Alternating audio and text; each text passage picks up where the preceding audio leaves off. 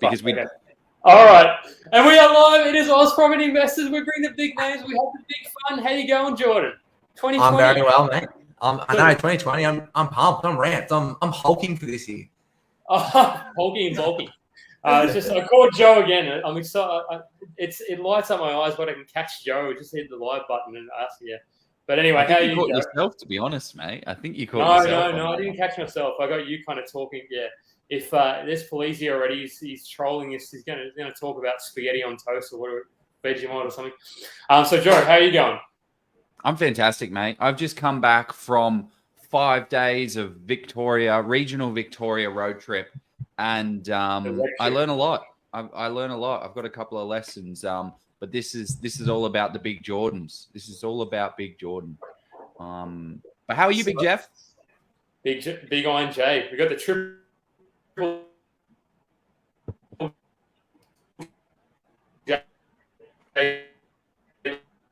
Back on that shit. That's okay. All good.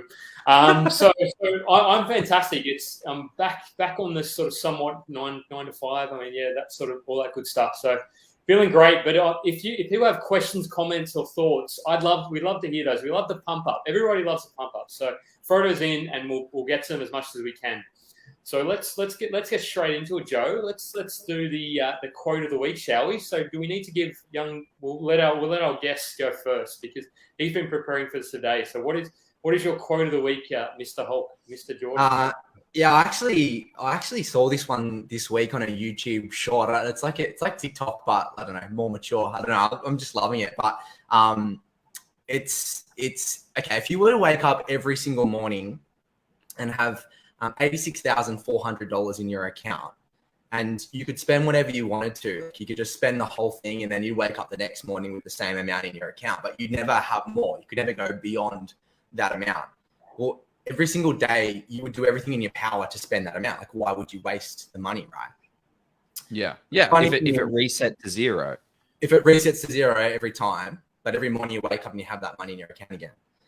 Yeah. Well, the funny thing is we actually have 86,400 seconds in every day. So why would you waste any time in your day? It was amazing. It blew my mind, but I love it. Yeah, I saw that one about 10 years ago, and I'm still wasting my wasting.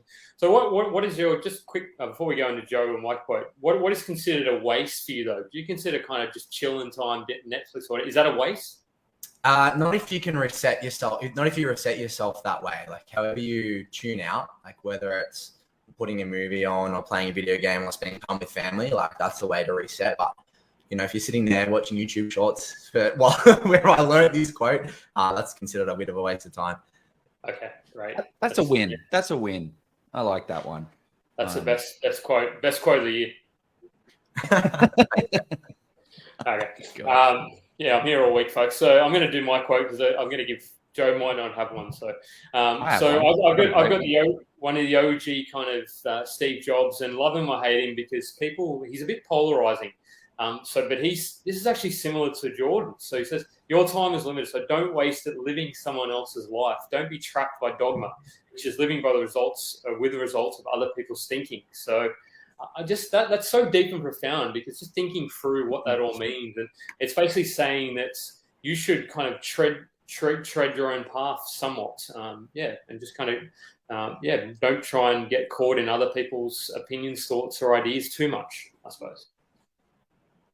I like it. It's not the way to do it. Listen to old Steve Jobs. Yeah. I'm all for it. Am I delayed? I feel like I'm a little bit delayed. Nah, I think I saw you. Yeah, no, you're not delayed, Joe. I was going to. Okay. Yeah. So what's yours? My quote of the week. I was driving around, listening to a lot of podcasts today, yesterday and the day before. Lots of podcasts, and there was one. I'm starting to see a few like people succeeding in the property space, and then I see people just trying to hack them down in any way, shape, or form, and I don't like it. And what I was listening to, the guy said, don't get too upset about people who try and tear other people down because your success is actually just a reminder of their past failures. So That really resonated with me, because when you see people succeeding, there's always someone there to chop it down. But I try and stop that in the group. But it's just, remember, the people that are chopping other people down, it's a reminder of their own failures. So I like that. That's my quote of the week. Yeah, that's because we often sometimes see that, Joe, and I mean I'm sort of in two minds, because it is a bit of the part of the Australian psyche. I don't know why we have this perception that we're tall poppies. I don't understand why we got that, and but I just think it's a human thing. I don't think it's an Aussie thing, but I don't know. Correct me if I'm wrong, people. But apparently Aussies are tall poppy. We pop things down, but it's a deep one, Joe. Mate, it's a deep one. Just before we jump into this live session with the amazing Jordan, because this session is going to be all about property strategy. But there were 3 things that I learned on my little road trip. Can I share them, Jeff? Can we save them for? Can't we save them? Why didn't you ask me about this before? Can't we save them for? Well, throw it in the comments, people. Do you want to hear my 3 takeaways from this little session? Yes, or get on with it? We're going to save something for the session in a couple of weeks, so otherwise we have to come up with something else. Oh yeah. Okay. Just okay. Give us 2 and save your third for a couple. Save the biggest one for a couple of weeks. Okay. Okay, one thing that I realized, we'll give you one little key takeaway, is one thing that I realized is how much real estate agents out in regional towns, and I'm not talking 5 hours away from the city, I'm talking about 2 hours away from the city, actually going there and seeing them face to face makes a difference. Because if you're just on the phone, they do not want a bar of it. But as soon as you go there, shake someone's hand, like a handshake is a massive deal. So that was actually a huge point as a bit of a reminder for going out into some places, is just go there, build relationships. If this is going to be the biggest investment of your life, most likely, or the second or the third, go there, shake someone's hand, book the flight, do the drive. It's well worthwhile. It's not COVID safe, Joe. What about, you can't shake someone's hand these days, mate? You got to kind of get the stick out and do one of these. Yeah, do an awkward kind of shake. Don't do the you'll get. Okay. Yeah, do some elbows. Okay. Yeah, that's probably going to get cancelled by YouTube, because apparently you can't talk about that C word on YouTube. But anyway, that's not there. But yeah, that's a thing. So, are you going to do a second, or should I get into introducing the whole? You're safe 2 for a couple of weeks. So Jordan, I caught myself a bit on the hop here, but you start. I'm going to kind of ad lib and actually, do we introduce it? I'm a bit out of practice, Joe. Oh no, mate! This is the first live session of the year, and you've messed it up, Jeff. We have to do our sponsor, the amazing Scott Agate. So we're going to do that now before you embarrass yourself any further. Cool. Sounds great. Let's do it. This live session is sponsored by Scott Agate from Hello House. Scott has created the world's first property negotiation as a service business. So what does that mean? Well, let's think about it. When was the last time you negotiated on anything over $100, let alone a property that is going to be one of the biggest investments of your life? The vendor, they have a trained negotiator on their side in the form of a real estate agent. That's kind of like you stepping into the ring with Mike Tyson after never training a day of boxing in your life. These guys are trained professionals, and that's what they do day in and day out. And this is what Hello House does every single day as well. They negotiate on property to get the best buy price from the real estate agents. Scott Agate, he's the expert negotiator. He has been in this industry since 1995. He owned and operated 3 Bell franchises. Scott was the guy that was teaching these real estate agents all these agent games. He knows all of their tricks. Having him on your side is going to give you a massive unfair advantage and literally save you tens of thousands of dollars. Unlike other ways of purchasing property, Scott's incentives are aligned with you, the buyer, meaning the more money he saves you, the more money he makes, which is what you want. You need to have those incentives aligned. Scott has kindly offered our group a massive discount on the retainer fee for his service. So if you're looking to buy your next home or investment property, click the link below to get in touch. There you go, Joe. Joe's back. So that is a very, and I think a lot of people are kind of looking about how to get an edge on property, and that's one of the things we are going to talk about today in terms of building strategy. But Jordan, you start properties in your veins. I was reading up on this just very recently, literally 5-10 seconds ago. So you were sort of property, and you went to uni to do a Bachelor of Housing. So and worked in construction And I suppose that's you started at a young age. We're going to talk about that more.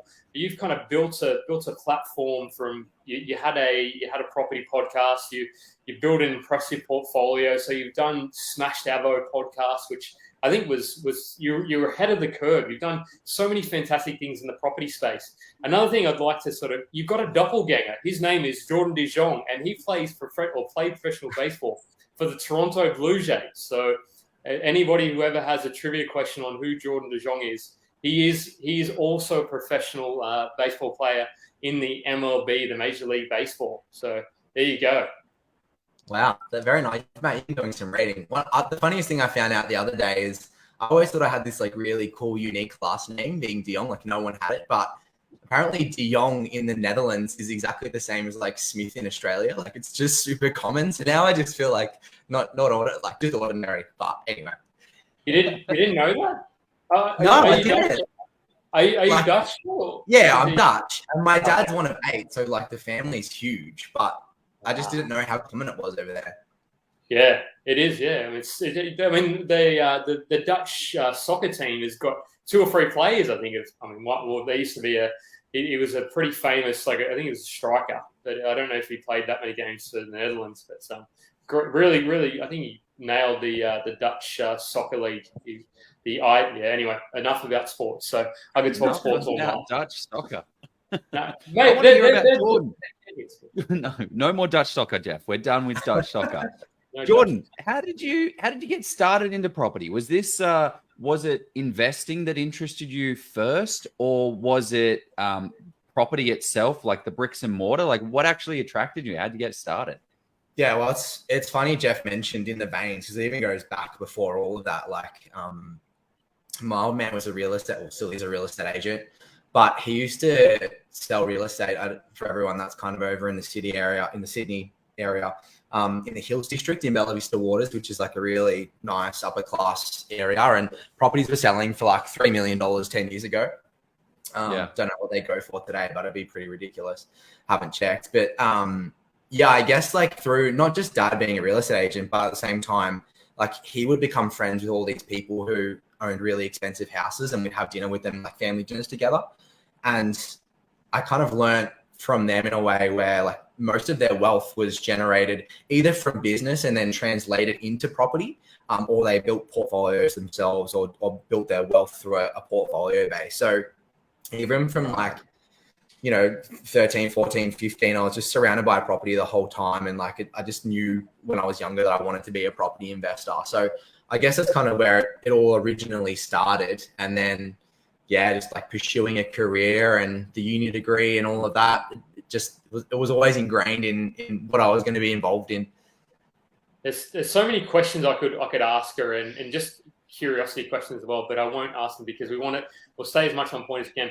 So that's a fantastic kind of. Or I will ask one of them. Did you read Rich Dad Poor Dad? Was that a bit of a catalyst for you as well, or not really? Yeah, Rich Dad. My best friend in high school's dad actually gave me that book when I was probably 14, and like it was one of the best reads I've ever read. Like that's what, and I know a lot of people say that in this space, but that was the big light bulb moment, talking about cash flow and assets and equity and all that sort of stuff.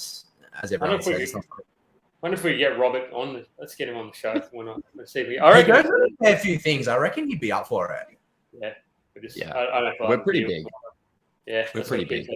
So fantastic. That's a good. So what was your? Speaking of kind of getting into property, what was your first purchase? Tell us all about warts and all, and how did you go? How did you go with it? Yeah. So funnily enough, I was going to buy a property when I was 18 for $80,000 over in South Australia somewhere. I have no idea where it was. I wish I did know so I could go back and see what the value of it would be today.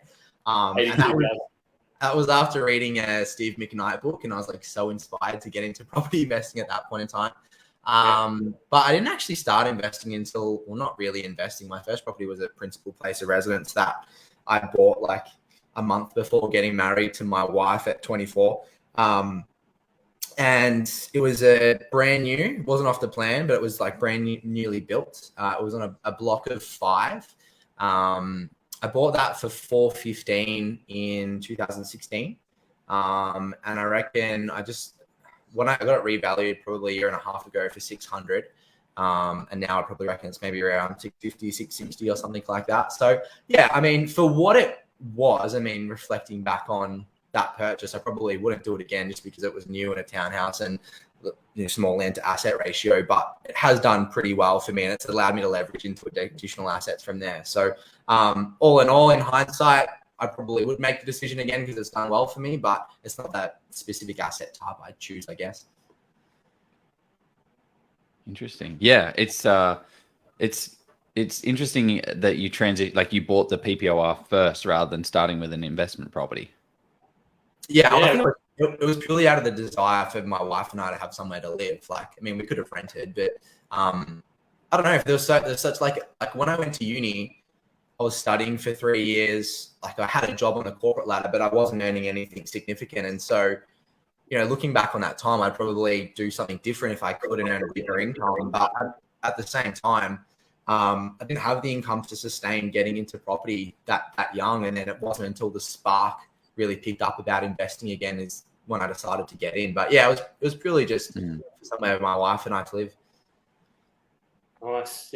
It's interesting, the whole I don't know, we could almost do a whole session on that, but we won't. But it's just interesting, the whole concept of PPOR versus investment, and it dovetails quite nicely into what a lot of what we're going to be talking about tonight. I mean, not so much specifically that, but kind of the whole decision of potentially capital growth versus cash flow and those kind of things. So I think that's not a bad time to, unless Joe has somewhere else he wants to take the conversation. I would be interested to hear. Let's talk through some scenarios. Let's introduce the platform. Before we sort of start to do that, though, I want to hear what was the reason why you built this the strategy.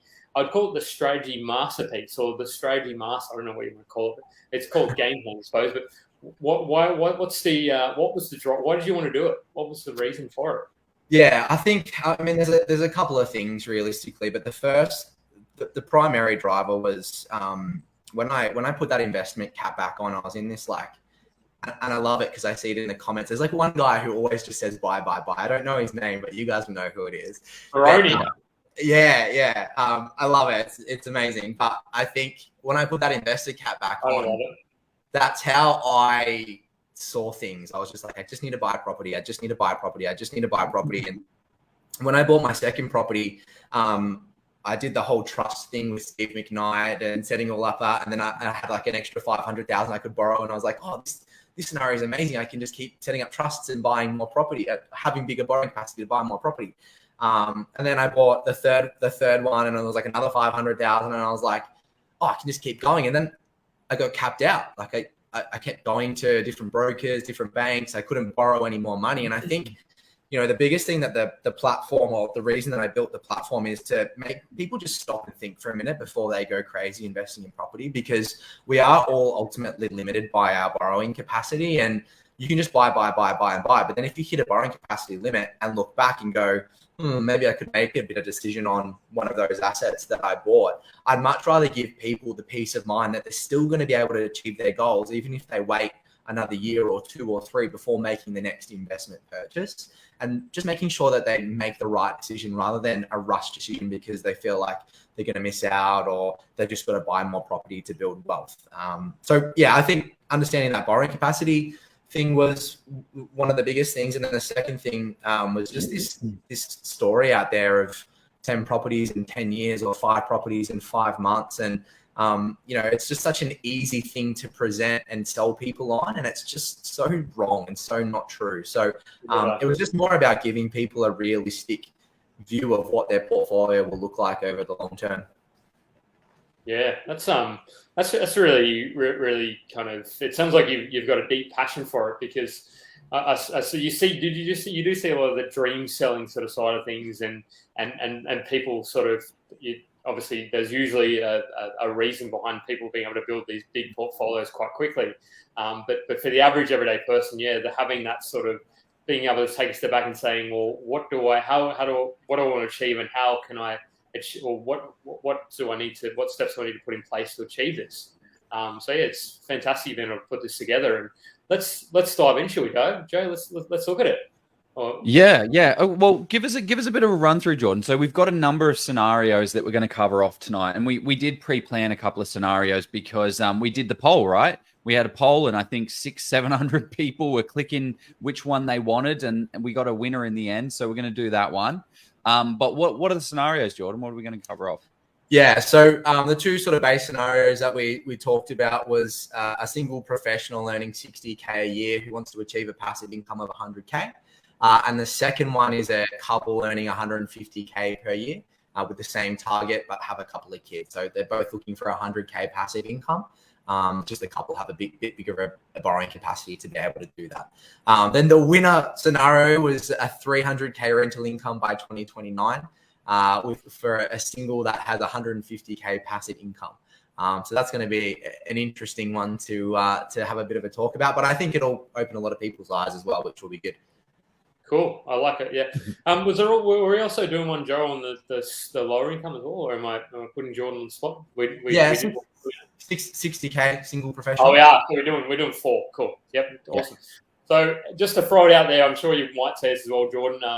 If anybody has these circumstances, this is not personal advice, folks. This is not financial advice, yada yada. You know, go and speak to your speak to your buyer's agents or your financial advisors, your accountants, all those, or mortgage brokers as well.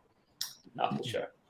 Yeah, 100%. The scenarios that we go through today will have some really sort of baseline assumptions underneath them, and just some input data that I've put in as a bit of a base. So they're pretty generic, and like they don't account for your like individual unique circumstances, although they may be similar.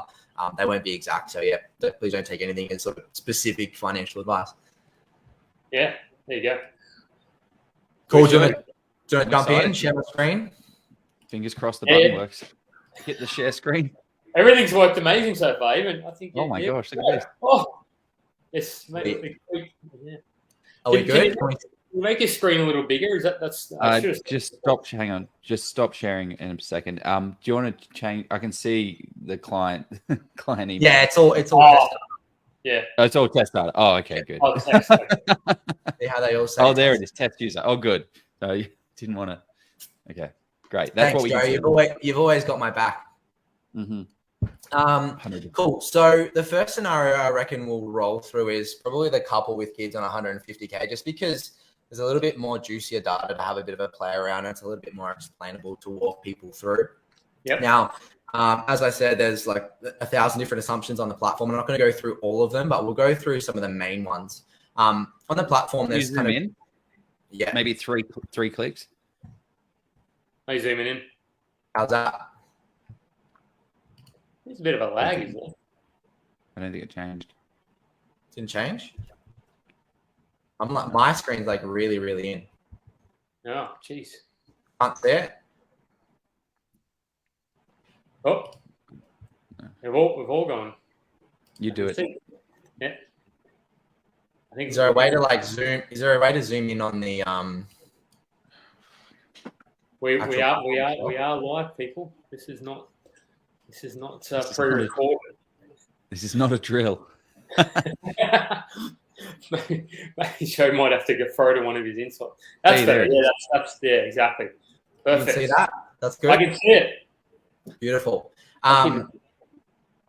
Cool. So there's two sort of key tabs that we'll go through today. The first one is the Maps tab. And this is kind of just like a snapshot of where the person is or the circumstance is today.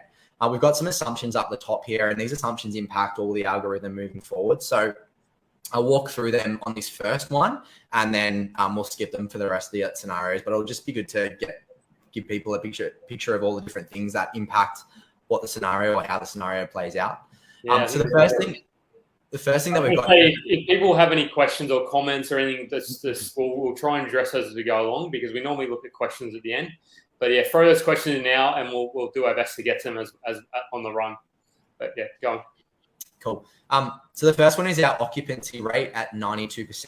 So what it allows is 4 weeks of the year for property to be vacant. Now, obviously, we are 100% occupant in tenants there for 5 years, but we want to for these to be pretty cautious and account for sort of the worst scenario in here. Well, maybe not the case scenario. We'll be 100% vacancy, but we do want to account for those. The second thing that we've got is new loan amounts at 80%. So either when we're doing a new purchase, we're going to be going in an LVR of 80%, or if we're refinancing your property to use some equity to get into the next one, we're going to bring that loan back to 80% from wherever it is today. If we do decide to sell properties, which I haven't mapped out in any of the examples today because I'm not a big fan of selling properties, and the reason for that is it costs 3% to sell a property and 5% to buy a property. So the transaction costs of getting in and out of property is so expensive. It's a bit of a killer to the wealth side of things. But we are allowing for 3% of sales costs if we do decide to do it. We've got wage growth moving forward in the future at 3%. So year on year, we're going to increasing our wages at 3%. And again, if we do decide to sell a property, we've got 45 cents in the dollar for capital gains tax. So that's very conservative, yeah, because that's highest tax threshold there. But again, we want to be conservative, and then we do get a 50% discount on that though if we do hold the property for longer than a year. Now, we've got two tabs here. The first one is our portfolio summary, and all of the examples that we're walking through today don't have anything in their portfolio, but if someone did have a property in their portfolio, this would give a good summary of where their total LVR is, their total market value, loan amounts, etc. But we won't dive into that today. And then the second thing is our money management. So this is going to show us kind of where we're starting off with this scenario. So we've got 140K of savings in the bank to utilize on this one. The key thing here is that we're saving about $4,000 per month. And that's going to be the important metric moving forward. And then we've got expenses around $8,500 per month from there as well. And what that sort of feeds into is what our safety net is going to be. So in this person's circumstance, we're going to allow for 3 months of the year, or 3 months worth of expenses to have on hand as a bit of a safety net. We never want to get below that 25,000 as we're doing purchases moving forward. We never want to get below that number, which means we've really just got a usable savings today of about 114K. So what that's saying is we're going to take our 140, take off our 25 as a safety net, and we've got 114 to play with. Is that safety net to pay for things like repairs, or are you just saying that's purely for lifestyle kind of expenses, or if you need to go, what's the safety net? So we do factor in a repairs in the running costs of an individual property. This is more just the sort of expenses, lifestyle, their own property. They're just day-to-day expenses. Like a bit of an emergency fund or something. Bit of an emergency fund, yeah. Yeah. Oh, cool. There you go. So that's the money management tab. Now, the real fun stuff is all the graphs and charts and everything else that we go through today. I'll give you a bit of a sneak peek, but I really want to run you through some assumptions that we've got at the top here as well. So the first one that we've got here is our capital growth right now. We're actually going to cap that at 5%. The Australian property market's performed at 6.8% on average, and I hate using that number because there's thousands of sub-markets within markets, and they all perform differently. But we're actually going to cap that at 5% because we don't want to sort of do anything too unrealistic. And at the same time, we're going to cap our rental yields at 4% on entry. And then we're going to increase those rents by 2.5% year on year moving forward. So it's not going to be like a straight 4% rental yield forever. Those rents are actually going to increase at a slower rate than the growth does. And and that's just because, it's not like we go and increase our rents by $60 every year. We're only really going to go and increase it by $10 or $20. So they're going to be increasing at a slower rate. We've got property management costs at 8% here. Again, that's quite high. There's certain areas where you do have to pay that, but other areas you can get a little bit lower than that. We've got interest rates at 3.2%. Inflation eating away at our savings and debt at 2.2% moving forward. Acquisition costs at 5%. So this is what I was saying before, whenever we buy a property, we want to allow 5% of the purchase price to account for stamp duty and all those additional other costs. We don't have any buyer's agents expenses added into this, but we can factor them in if we want to. Going it alone. Jeez, here we go. We've got a renovation return of 200%. So what this means is if we are going to plan to do a reno, we actually, the minimum that you want to do is to get $2 out for every $1 that you spend. And that's just really a time commitment to doing that renovation. We're going to increase our market value by 2 times whatever we put in. We've got a borrowing capacity here at 600%. So that's 600% of income or 6 times income, which is kind of like a pretty generic stock standard way of thinking about your borrowing capacity. Now, there's 50 different lenders out there, and they all have their own borrowing capacity calculators. So we kind of just use this blanket rule without sort of getting too nitty gritty into things. And then we've got 2 really other key metrics at the end here. The first one is savings placed in offset at 100%. Now, for those who don't know what an offset account is, it's essentially just a separate account that's tied to your loan. And whatever money you have in that offset account is going to reduce your interest payable. So say you had a $500,000 loan and you had $100,000 in an offset account. Well, your interest would only be calculated at $400,000 because the $100,000 is reducing that to $400,000 from the $500,000. So instead of having a separate savings account, we're going to be placing that savings into an offset account, and it's going to be reducing our interest payable moving forward. And then the final one is refinances on new purchases. So what this means is every time we're doing a subsequent purchase in the future, we're going to refinance 100% of our portfolio back to an 80% LVR to pull out some equity and use that to cycle forward. And regardless if we need it or not, we're actually going to refinance that and put the equity back into the offset account. So we're actually going to increase our debt, but it's still going to be offset by having that cash on hand. And that's, sort of how I built out my own portfolio, is having that equity or cash available in the offset account. It's still sort of reducing your debt. Physically, it looks like you've got a little bit more debt than you usually would, but it's in the offset account. You've got access to it for the worst case scenario. And if you really wanted to, you could just transfer it over to the debt and reduce that debt from day one. I feel like I'm playing The Sims here. Like we're sort of playing with people's lives. Like, geez, like we're talking about refinancing, putting cash in offsets, and go on, Joe. Sorry. Yeah, so just to kind of recap some of the assumptions. So it's going to be a 5%. The property is going to grow at 5% and it's going to yield 4%. The rental income's kind of going to increase a little bit, but inflation's going to be eating at that. And if you do a renovation, you're going to get $200. You're going to get $1 back every $2. Sorry, every dollar you put in, you're going to get $2 back, and then all the money is going into the offset, which is going to reduce the debt. Now, Jordan, would you say you need to have an offset for every single property, an offset account for every single property that you get, or can you just do one? What do you think is well, not financial advice, obviously, but yeah, not financial advice, but for me personally, I mean, really, you'd only need one as long as you don't have more savings than you do debt. So as long as you've say you had 200,000 in savings and 500,000 in debt, then you're fine. If you go over, then you might want to have multiple offset accounts, just so that you can steal that extra savings back into another property and reduce the debt from that side of things. I personally have a principal place of residence, and I actually have the offset against my principal place of residence. And the reason for that is because the tax on my, not financial advice, but the tax on my, the interest on my investment portfolio is tax deductible, where the interest on my principal place of residence isn't tax deductible. So you want to increase that tax deductible debt while reducing the non-tax deductible debt.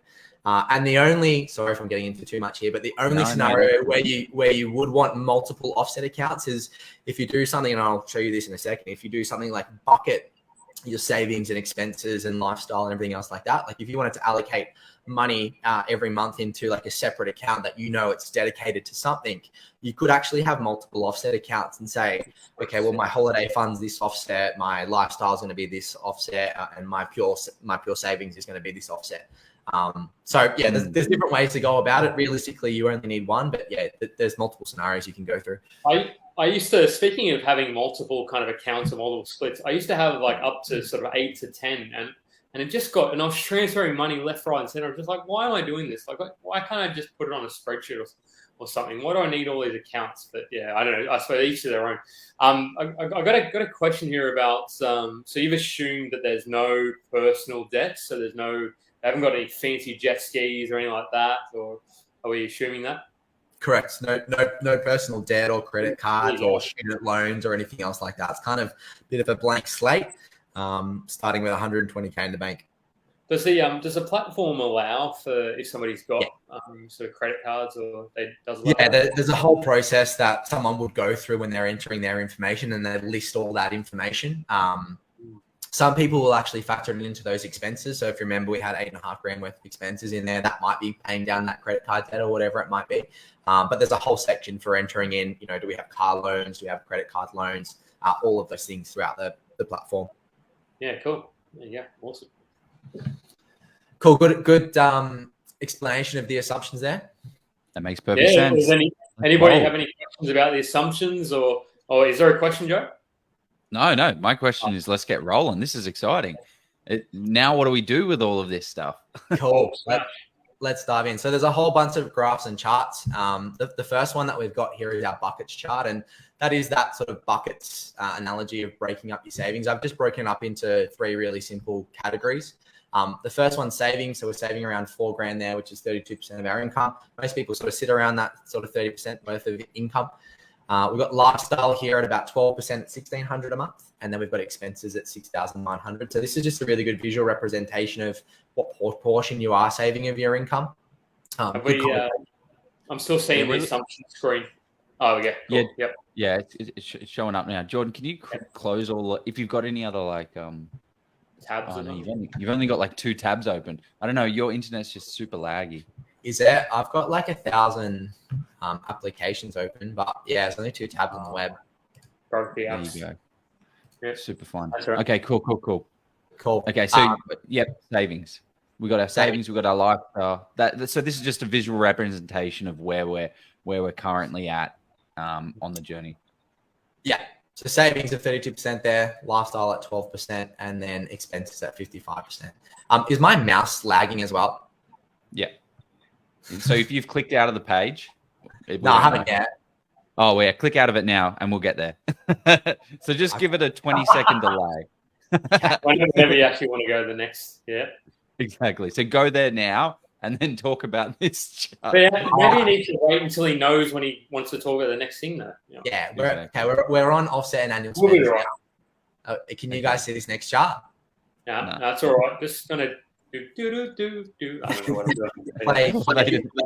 Play some elevator music or I was just about to say that. Joe should. I told you I was reading you capture insights, Joe. I think it's coming up. Maybe it's coming up. Maybe. Do you have? That's funny. I'll share my screen like almost all day, and like this, there's never a delay. It's crazy. Oh yeah. There we go. Oh, so like a minute delay. Okay. Wow. So this is our offset and annual spends chart. Now, what this chart is really our savings over the next 10 years. And this does a couple of things for us. The first thing that we do is can just sort of see how much savings we'd have year on year if we're able to save that $4,000 per month. And we're able to sort of factor in holiday spends and new car spends and everything else here. And I'll show you where we input that. But the real key to this chart is this safety net line down the bottom here. That's that dotted line, that dotted yellow line that you can see there. And the goal of that line is it's that $25,000 that we saw as the safety net in the previous screen. And we never want to drop below that number. So as we're doing subsequent purchases in the future, we never really want to drop below that number to make sure that we've always got a bit of a safety net on hand for the worst case scenario. Yeah. And one of the things on this chart is that the new car, the holiday, it doesn't really drop the line down at all. Is that because savings is being popped into the offset, or Yeah, well, I'll show you on the next screen how much we're dedicating to those spends. But if you think about it's over a year period, right? So if we're spending 10 grand on a holiday, well, we're saving $4,000 a month, and so that's right. It just doesn't move the needle too much. Yeah. So we're 48,000 up, and then 10 grand down if we're doing like a 10 grand holiday. So it doesn't move it too much. Can you guys see the manually? Okay, sweet. So this is a table representation of what we were just seeing beforehand. So this is going to factor in things for holiday spends, motor vehicle spends, any new purchases if we're going to do them into the future. And it actually rolls over for the next 30 years. So we can factor so many different things into this. We've got other spends. We can factor weddings in and all these different things. So if you really want to dedicate, a lump sum at any point in time, we can allocate that here. But what you'll also see is our holiday spends are going to be increasing with inflation as well. So what ends as a 10 grand holiday this year over 30 years actually turns into a nearly 20 grand holiday. So it increases with inflation as we go.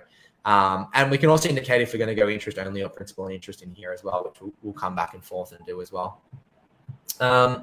Cool. So they're kind of the 3 main charts without sort of any properties in our portfolio. What I'm going to do now is actually can we buy some properties? Yeah, we're gonna turn on the algorithm now. What the algorithm does is it figures out when and what price is the best time to purchase based on a couple of things. The first thing is identifying, what we can buy based on the savings that we've got on hand. But secondly, factoring in for that borrowing capacity and not going over that borrowing capacity. So what we've done is turn that on, and it's gone away now, and identified when we're doing some purchases. We're doing 4 purchases for this. Can you guys see this property summary screen? Yep. It's gotten quicker. All right, I like it. So we've got 4 purchases. We've got one in 2022, one in 2026, one in 2030, and one in 2037. Now, what you'll see here, 15 years. Yep. As a reminder, what's the scenario again? We've got someone. This is 150K with kids. 150K passive income. No, 150K collectively. Earning 150K and wanting to hit a passive income of 100K. Perfect. Okay, great. With 2 kids. Now, what you can see here with these purchases is something that the algorithm does in the back end. So if you guys can remember, we started with a compound growth rate at 5%, and we started with an entry rental yield at 4%. Now, the way the way I sort of think about building out a portfolio is there's kind of a transition period, right? Where when you're first starting building out your portfolio, you really want to get into some fundamental assets, some growth assets that you're going to be able to leverage off, pull some equity out, and then use that equity to transition into subsequent purchases.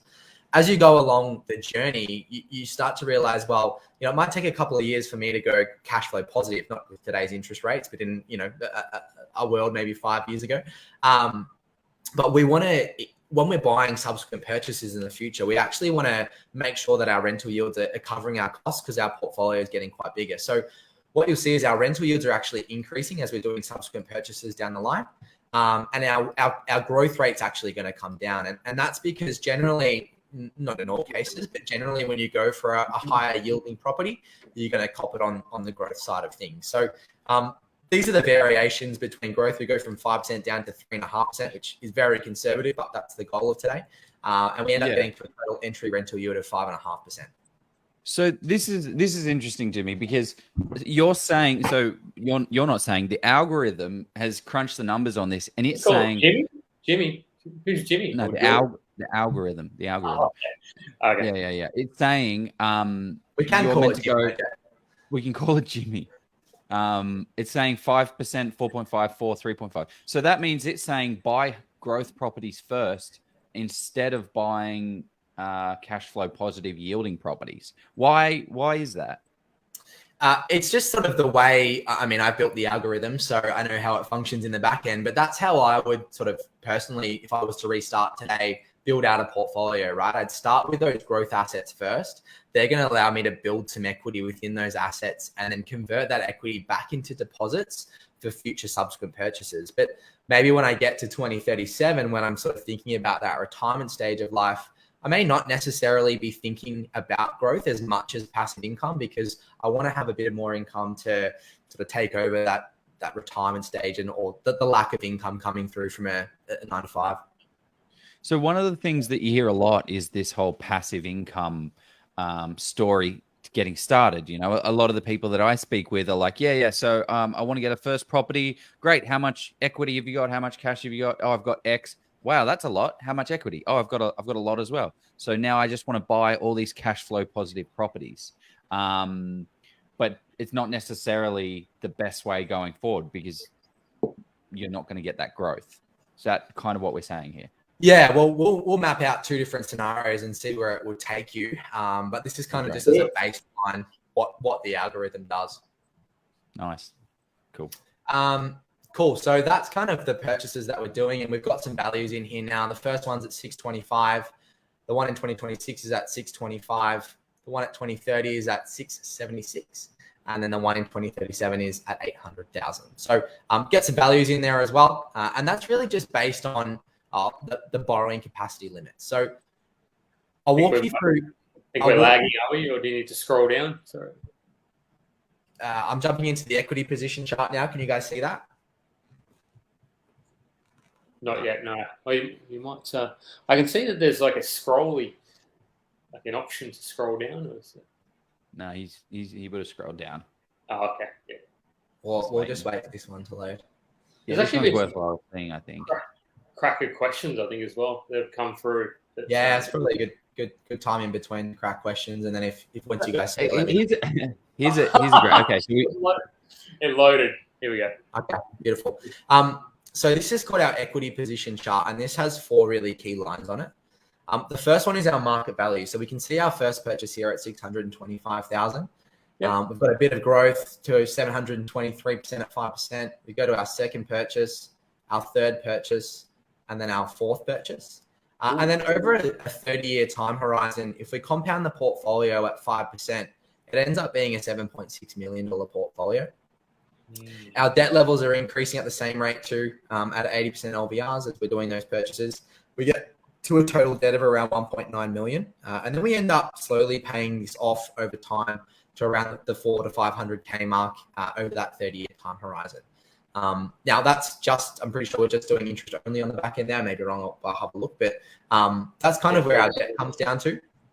And then we've got our equity position. So this is the difference between what our debt's going to be and the total market value. Now you can see there's a bigger gap between our equity and our market value than what our debt is. And that's because we're offsetting the remainder of that. So we've got about 2 million savings. And so that's going to be the difference of our savings plus our debt gives us the difference between our equity and our market value. Now, you could ultimately take that savings and put it into debt and then bring your equity up. But we're using that offset strategy moving forward from this. Now I'll jump out. Yeah. So what you're talking about there is putting that debt into the offset, and it doesn't really matter because it is offset anyway. So you might not necessarily hold on to, if you want to pay down debt, you can just sit it in your offset instead of actually paying it down. But it might look like someone has 180 grand in savings, but it's more like, well, no, actually I want to reduce debt. So instead of paying off the loan, I'm just going to put it in my offset. Yeah, you're spot on. Can you guys see the passive income chart now? Not yet. One of the questions that we'll let you know when it does. One of the questions that did come up, which is a great one. What's the biggest portfolio you've seen since 2009? Oh, very specific year. So, what's the biggest portfolio? See, Joe, mate, you're still back in running around in high school back then. We've actually got a leaderboard on the platform that shows how big the portfolio is, and the biggest portfolio that's on there at the moment is I think 7.8 million. And they were just a recent client. I think that the previous one to that was about 6.2. But yeah, 7.8 at the moment. How many properties was that? I mean, is that too much information to ask? I actually don't know. Even if I did, I probably wouldn't tell you. But I think it was 8+ at least. But yeah, I don't know off the top of my head. No, that's all right. Yeah. That's funny. That's a lot. And then you look at this compounding growth chart.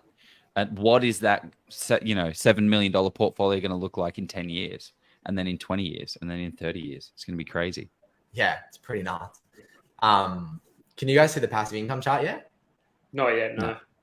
Wow. Do you want to throw to another question, Joe? I mean, there was one in there about the best ways about being tapped out. I mean, Jordan he's not necessarily a broker, but he could probably that's probably something we could talk about in 5 to 10 minutes. So maybe let's say that one a bit later. Yeah, well, I think the best thing the best answer to that question is increase your incomes. Like the only way you can really increase your borrowing capacity is by increasing your incomes. At the same time too, a good friend of mine, Bushy Martin, actually said to me the other day that for like an average income earner, there's like 55 different lenders out there that all have, there's 55 different borrowing capacities between the lenders or something around that number. I don't know the specifics, but yeah, I personally would go and talk to multiple different lenders or have a broker that will go and talk to multiple different lenders because they all do have different borrowing capacity calculators, whether it's first, second or third tier lenders. Try and maneuver around that way to try and increase your borrowing capacity if you are ultimately stuck. Yeah. Okay. Well, do you want to? We'll get rid of the share. Can you stop sharing and then reshare it again because it's still not loaded? Interesting. Maybe we'll just have to. Do that. Do that every now and then. But that's interesting, right? Like What are your thoughts, Jeff, when it comes to getting multiple lenders? Like, why would we? Yeah, it's working. But what's the what was the question, Joe, about multiple lenders or what? Yeah, I mean, what are some of the benefits being a broker yourself? What are some of the benefits of rather than going to just a bank? So why go to a bank? Why go to a broker instead of a bank? I guess. Well, I mean, does somebody really want to go and speak to 30 or 40 different lenders? That's gonna. It's like the old self-managing versus getting a property manager. Do you want to manage the property yourself, or do you want somebody who's an expert and knows all the rigmarole with legislation? And the other thing is that there are some lenders out there that won't speak directly to the general public. They're direct to the broker channel only. So you are somewhat doing yourself a bit of a disservice if you don't have a great broker in your corner. So those are the kind of I mean, there are some benefits to going to a bank as well, but yeah, I think I'm very much a get the expert to run through and take the ball and help you to move the ball forward as a team. Yeah, one of the big ones for me was in terms of borrowing valuations. I had a bank value my property at 300,000, and then I had another one value at 420,000, which is me releasing equity, a lot more equity. So always shop around, but don't do the shopping yourself because it's going to be so much time, so much paperwork. Just get a broker to do it. The best thing is they get paid by the bank anyway. It's not like you're paying anything. It's all just done by a professional to get you the best deal. But I think we have some good questions to ask brokers. Anyway, Jordan, what the heck are we looking at here? We've got only. We've got interest only. Passive income target. This screen work better? Do you want this screen, Joe? Yeah, we want passive income screen, yeah? Yeah, I know. No, I'm talking about in terms of seeing us to the right of the screen, or the left. That's the left. Let's go, Jordan. All right, wait. Sorry, I misquoted Bushy. It was actually a variance of 55%, not 55 different borrowing capacities. Of course, you know 55 different borrowing capacities. Cool. It was a variance of 55%. Anyway, this is the passive income target. Now, this is going to do a few things for us. What the algorithm does on the back end is it tries not to go into a negative cash flow portfolio. And the way it does that is play around with interest only and principal and interest. So what we can see here is as we're doing our acquisition stage of our portfolio, we've got 3 periods of 5 years of interest only here. Now, as we're building the portfolio, we end up to get into a total passive income of 33,000. And our final purchase, if you can remember, was in 2037. And then what the algorithm's actually picked up is going, okay, well, in 2039, we're actually in a safe position now to roll the entire portfolio over to P&I and still be in a positive environment. So we're actually going from 33 down to 5, which means we're paying 28,000 worth of principal towards our loan, but we're still positive by doing so. And then from there, we can quite rapidly see that we're increasing our passive incomes as the rents are increasing and the debt's coming down. And we end up hitting that passive income of 100K over 30 years in 2051. So over a 30-year time horizon, we are able to get there with just 4 purchases. And those 4 purchases are actually over 15, 17-year time horizon. So this is kind of the whole reason of sort of, as I was mentioning earlier, why I wanted to build the platform. It's not about rushing and buying as much as you possibly can. You can take your time and make the right decision, and you're still going to be able to get to these goals at the end of the day. Isn't it crazy though?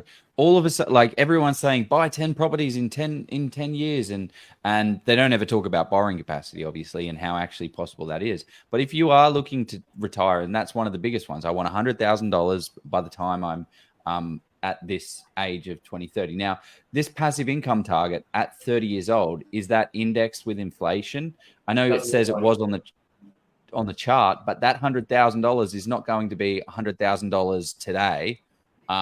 It's going to be $100,000 of 2030 time. Is that right? 2049 time? No, it's actually in today's dollars, which is funnily enough. And the reason we've done that is So you can sort of factor in your own, well, actually, I want $200,000 in 30 years' time.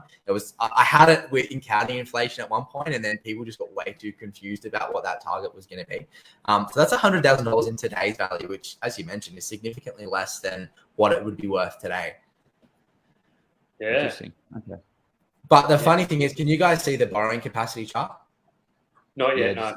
Frozen, reopen. I'm going to stop sharing and then I was going to ask, why does it on that chart there look like in the last 2 or 3 years the passive income just I would have thought it would have gone up a little more kind of linearly in a more linear fashion rather than sort of just literally kind of going exponential at the last minute on your passive income. Because we're reducing debt at the same time as those rents are increasing as well. So it's kind of like we're starting to pay. This is also over like a 10-year time horizon. So it is taking its time. You guys see that now? Yeah. Here we go. Yep. Yeah. Do see it. So it's not necessarily like exponential, but we are doing a couple of things here where we're reducing our debt and increasing our rental income from that as well. So it's a combination of the two, moving back and forth. Funnily enough, we've got our borrowing capacity chart now as well. Can you see the borrowing capacity chart? I can. Oh, yeah. It loaded. Jeez. It loaded. I love it. And this is our four purchases along the way. And as you can see here, we're not maxing out our borrowing capacity on this first purchase because we don't have the savings to do so. And then same on the second purchase here as well. We're not maxing it out because we don't have the savings plus equity available to do so. But on the third and fourth purchases here, we're actually maxing out that borrowing capacity and taking advantage of that equity and savings when we're doing it. Now, the other interesting thing is because we've set a goal of $100,000, we've actually stopped purchasing in year 2037 because the algorithm knew we were going to hit that goal over that time horizon. We've actually got, a significant amount in the borrowing capacity over that additional 10 years after the fact as well. So we could potentially plug in some additional high cash flow purchases. We are going to increase our debt by doing that. But if you did want a bigger passive income side of things, then, we've got the room to move if we wanted to do that as well. Yeah. Interesting. It's just crazy because I think I suppose they see in the group as well. You get a bit of FOMO and you get a bit caught up and you say, I have to do this in the next 6 months or next 6 years, and it's just crazy. Like I think even I need to take a step back sometimes and just say I've got a little more time. But I don't know. I suppose I've got big goals and build big things. I'm sure Joe does as well. But it's just interesting looking at it. Yeah, well, I mean, it doesn't matter how you get there, right? It's just that you get there. And if you're trying to, I think the first one is actually set what that number is. How much money do you want to earn by that time? Sit down with your friends, sit down with your family, sit down with your partner and map out, I'm going to hit this number. Great. Then it's just doing what you've done here, Jordan, and just working backwards to find the best path to it. But it doesn't have to be a crazy amount. I'm interested to see the 300K one by 2029. That's going to be interesting. Yeah. Well, now, yeah, go. Sorry. Yeah. Speaking of, we can jump into that. There was probably one or two before there. What should we? Let's go down. Can you go down to the other chart down there, just talking about the equity and the debt and the on that portfolio, there was the four charts layered over top of each other. The equity position. Yeah, just to get an understanding of when we start to pay down that debt. There's some cool questions and comments coming through. Here we go. Oh, here we go. Yep. Yeah. Cool. So our debt peaks in 2037 after that final purchase at 1.9 mil, and then we are paying principal and interest in 2039. What's the value of the portfolio in 2037? So I'm just kind of think of what sort of rough LVR it's at. That 4 mil. 4 mil. Oh, 4 mil, is it? So 4 mil. So you're seeing it below 50% LVR after you purchase for property. 65. Hayden, if you're watching, it's less than 50. Because if you got and then we end up slowly paying that debt down to about 500,000 in 2052. If Hayden's watching, do you like it, Hayden, or because he loves the low LVR kind of side of things. He's very kind of, he doesn't like paying. Yeah, so good for him. So one thing on here, Jordan, is a good question that actually ties in nicely with this chart is what happens if you've already got an existing portfolio, right? This person came to you with a 3 properties at X%. How do you kind of factor that into here? Yeah, so the platform actually takes into consideration all of the properties in your portfolio already. So if someone was to come in and do it, they can come in here, add their properties, add in all the details about their properties, and then that would actually impact the chart altogether. Have you ever had somebody come to you and it's literally they plug their properties in and it's just said, yeah, you don't have to do anything. You're not buying it. You don't need to buy any more properties. Have you ever had the that guy at $7 million. Stop. It just comes up. Stop. Stop buying properties. Yeah, look, I have had people who have been in that position based on their goals, and then they decided to readjust their goals once they saw where they would head up. So the race is never over. You get back on the mouse wheel and keep running some more. Damn it. That's it. Well, I think most people that are at that point in their portfolio would kind of don't want a strategy put together for them, right? They're going to hit their goals and they're good to go. So. Okay, so that was really in depth. So if this fictional scenario, 150K salary with 100K passive income target, you can achieve that with just 4 properties, starting out by building growth properties at the beginning to then peter off into getting low cash flow sides of properties. Awesome. Okay, great. Well, but are we going to jump into the next one, or you got more to show us on this scenario? No, I can jump. Oh, actually, sorry, just before. We lost him. Yeah, literally get rid of the screen share button is right near the leave button. One point that I wanted to that I found very interesting with this platform and what Jordan does is that people get kind of caught up around the value of the properties. So what I was saying, Jordan, is people get kind of caught up with, I want to buy a $300,000 property. It has to be 300,000. It has to be 310. It has to be 410. But it's the overall portfolio value. So if you've got, I would much prefer if $400,000 invested in the market rather than $300,000. So it doesn't really matter what the price that you pay. It only matters if you're getting that 5% growth and you're getting that yield on the money invested. That's one of my biggest key takeaways from this, Jordan.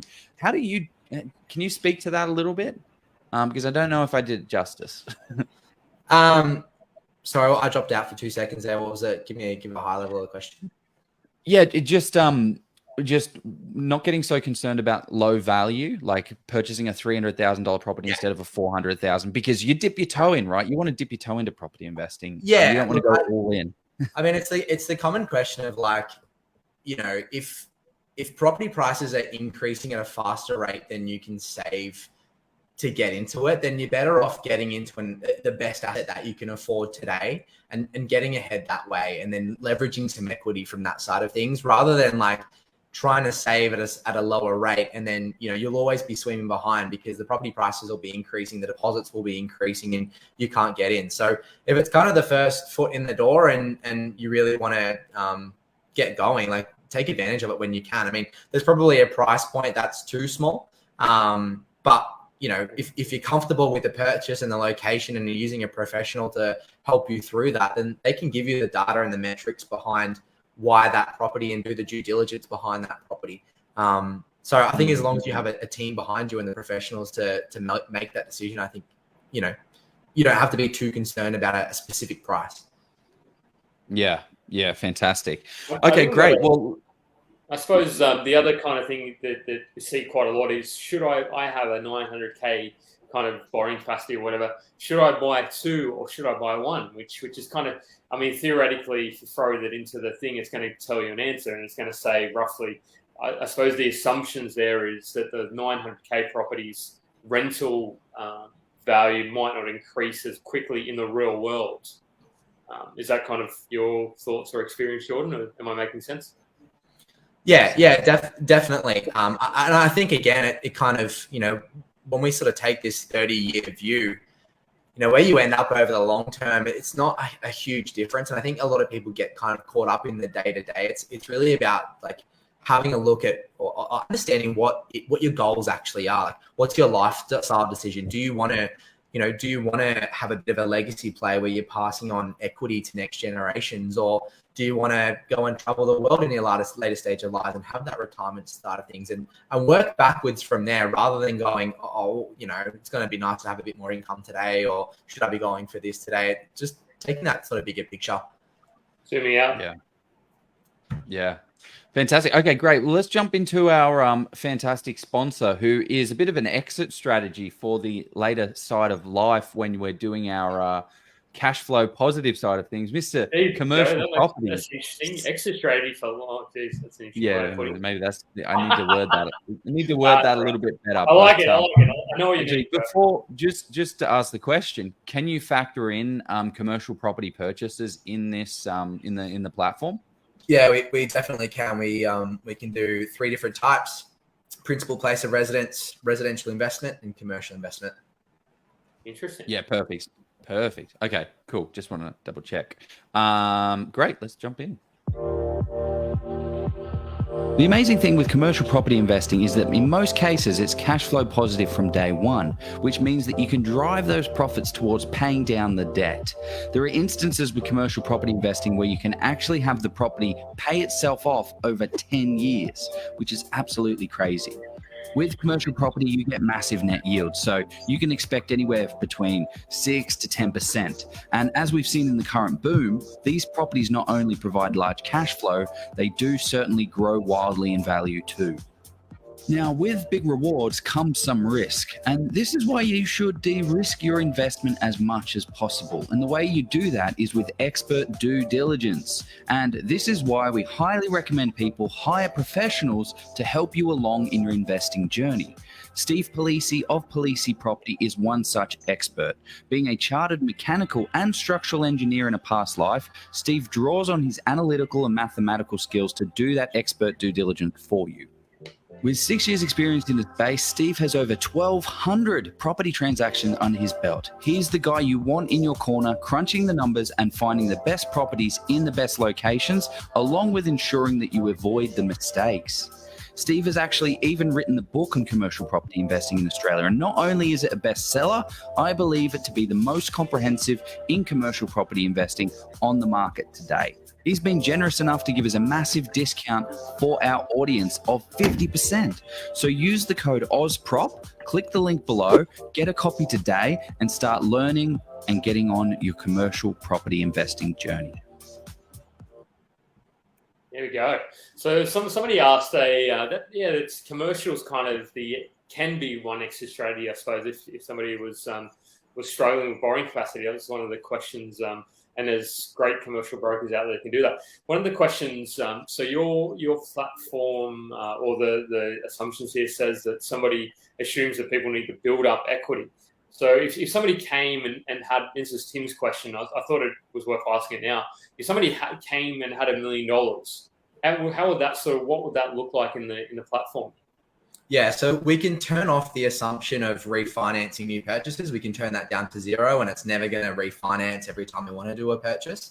But what it does instead of, and what you guys have probably noticed is that instead of like a one property purchase, it'll give you a value for the year. So if you had the availability, if you had $1 million in the bank and you could borrow $3-4 million worth of property, then it's going to say, okay, well, we need to amass $2 or $2.5 million worth of property this year, and then it's going to be split up into whatever it might be. It might be one purchase, might be one big commercial from Mr. Polisi, who I don't know if you guys have seen his new haircut, but I'm a little bit worried about him lately.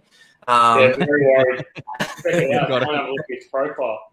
Yeah, check out Eminem. Or you could split that up into multiple residentials or whatever it might be. And that's the biggest thing about the platform, right? Is it's not, and I think this is what Joe was trying to get to when I dropped out, but it's not really about the number of properties. It's really about the value of the properties and how they grow and change, and the rental yield perform over the long run.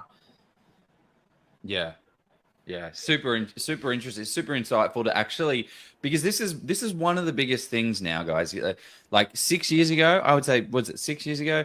Banking and lending was very easy. You could just, get a loan, easy peasy. That's not the case anymore. It used to be very much bricks and mortar and finance. It's kind of the thing. You just buy a property and it's going to grow and you'll be fine. Now it's very much a finance game. It's very much a strategic game, and you need to make sure that your borrowing capacity is set up and that you're actually spending and allocating the right amount of capital to the property and not overcapitalizing or undercapitalizing and screwing that stuff up. And that's why a property plan is a strategy. Having something like is awesome. Like, that's why we loved it. That's why we wanted to get this going, because this is sensational. Yeah, let's there was no question there. It was just no. Let's get into, because I want to leave some time for some questions. I think questions and what is the audience thinking this as well? And I've throw your thoughts on, are people getting heaps of value of this, or like, do we need to hit on other points? Or then we do. Perfect. Let's jump to scenario. Yeah, let's jump to scenario number 2. So what's scenario number 2? Sweet. We're going for 100K, but we're a single professional on 60K a year. Oh, here we go. Interesting. Can you guys see my screen? We see assumptions. Okay. Do we need to stop and reshare? No. If I scroll down, can you see like all the scrolls? No, not yet. Oh, gosh. Cool. Cool. There we go. You've moved. Oh, good idea. Okay. Yeah, maybe turn your camera off and we'll get rid of our little silly mugs. And that might help. There we go. Okay, so we're now looking at offset and annual spend hovered. Yeah, no, this is no good. I'm gonna stop. Bucket chart. Buckets. Oh yeah, okay, sweet. Yeah. So for this scenario specifically, we're only saving $1,500 a month, which is significantly lower than the $4,000 that we were beforehand, and that's obviously just based on the lower income, but that's still around that sort of 30 to 35% of our income there. And then we've got our offset and annual spends. You guys aren't probably seeing this, are you? We got buckets. You got offset and annual spends now? No, not yet. Just every time you change the channel, just remove and redo. I think that's going to be the only way. Yeah, okay. We can accept in. Remove it, pop it in. Just be quick on the finger there, Jeff. Yep, done. Easy. Done. Sweet. There you go. Okay. So we're starting with pretty minimal in the savings account. This is including a purchase for this year as well, but we do have our safety net down here, which is really important. And then we've got a couple of purchases along the way. Again, factoring in those holiday spends. I wonder if I just go to the like the outer screen. If I scroll, you guys will see it. Can you see the outer screen now? Yeah. Yeah. And if I scroll, can you see the scroll? No. Gosh. It's just a lag. Yeah, cool. What I might do for the viewers is like maybe just do a little video explaining everything. So if they want to sort of see it all streamlined, they can as well. But yeah, I'll chop and change as much as I can here. Yeah, we actually have a video on the website that we can send through. That we can send through at the end. Yeah, cool. There I am. What are some of the, Jeff, this is the first time you've seen this. What are some of the kind of insight? What are you liking about this? What are some of the insights you're thinking?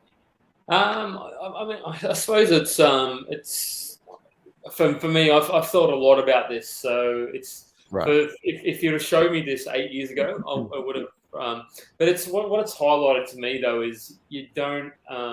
Probably sometimes I need to slow down in terms of my ambition. Like it's not, yeah. But that's probably. I'm interested to see it was my scenario that got up there with 300K. Well, not my scenario, but that's the fictitious scenario I created. So, that's the one that I'm interested to kind of see. But it's just really. Well, no, I think it's.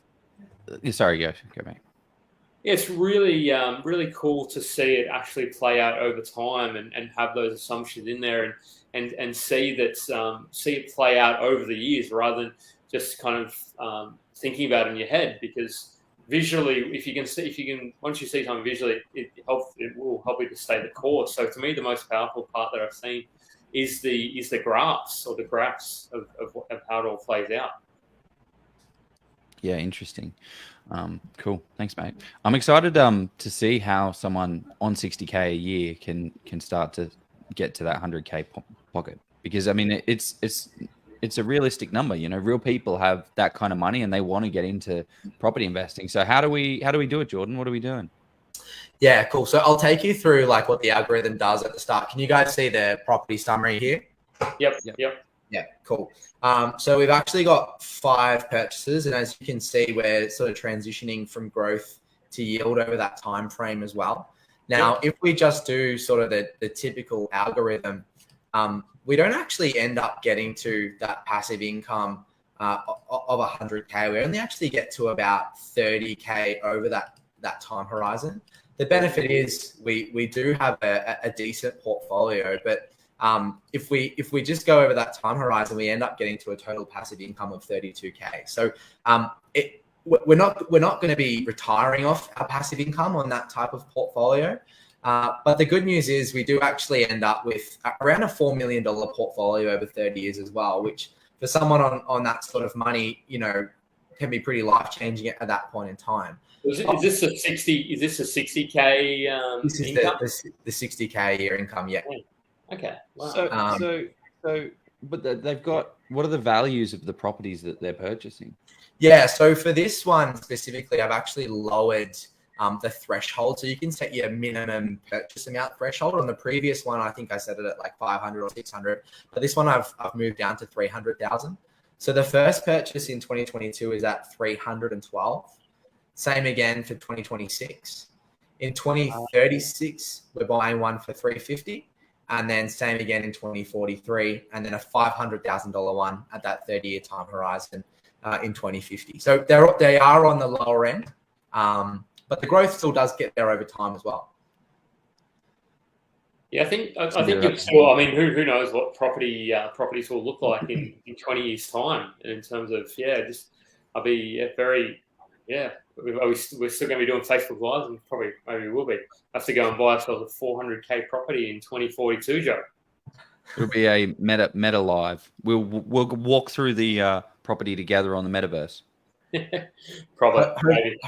Hopefully the share screen's a little bit better in the metaverse. Yeah, come on, Zach. Okay, so that's a big X. You can make $32,000 passive income, but if you have, there's actually a comment here. Moral of the story: make more money.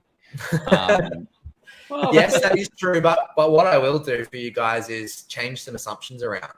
So what I'm going to do is I'm going to increase all of our rental yields to 6.5%, and I'm going to cap our growth at 3%. So we're really driving that rental yield factor. Cash flow positive. Yeah. And we're going real cash flow positive. We do get a little bit closer now. I'm going to just jump straight to the passive income target without going through everything, because I don't want to share my screen 1,001 times. But if we jump to just the passive income side,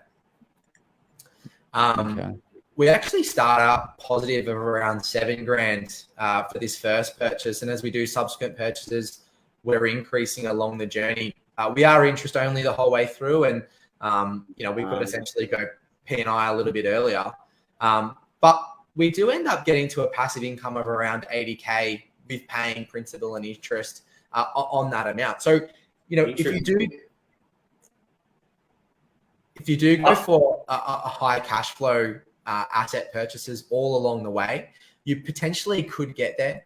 The opportunity cost, though, and unfortunately the screen, it doesn't come. If I could skip back and forth, it'd be a whole lot easier. But the opportunity cost for this is the portfolio only ends up around the $2.5 million mark compared to that $4 million mark. We had growth at 5%. So yes, you are generating more cash flow. However, you're copping about $1.5 million in portfolio value over that time horizon as well. So it begs the question, though, because it goes back to what somebody wants to achieve, because and what their means to achieve that are, because I suppose if you assume, nobody's life is ever going to stay static, but I would if somebody thinks that they can increase their income from 60K, maybe it's not necessarily. But if somebody just says, "Oh, look, I'm comfortable earning the 60K my whole life, and that's what I'm going to do," and that they're good with that, and they're just comfortable, then maybe cash flow could potentially be. And I'm a capital growth I'm a capital growth focuser, but it's interesting, isn't it? If you kind of are willing to sacrifice that size of the equity in the portfolio, the dollar value of the portfolio, you can potentially increase your passive income.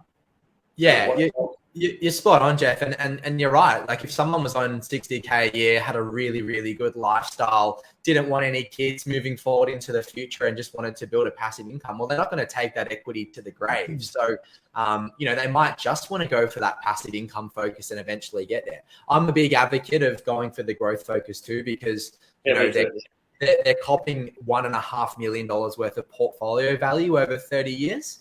But yeah, if you're not taking that to the grave, then you might not even want it at that point either. Yeah, but what you could also factor in with the platform, I imagine, is selling all of this stuff down. So let's say we've got a $2.5 million portfolio. Well, let's go for growth and then have it at $4 million, sell down, and then put that into a cash flow positive property of a commercial, for instance, because how are you going to make that transition? Which kind of gives you that extra it gives you the best of both worlds. It gets rid of that. It gives you that 4 million, and then it allows you to have the cash flow that you want after. Yeah, you're spot on. It's one way to do it. You're copying transaction costs in and out, but cool. Yeah, you probably are in a better position if you could, have a chat to Mr. Steve Polisi on what rental yields he can get for commercial. But, if you could essentially, even if you had 3 million at that point or 3.5 and put that into a big commercial asset, then, you could be getting a higher rental yield from that as well. Yeah. I suppose the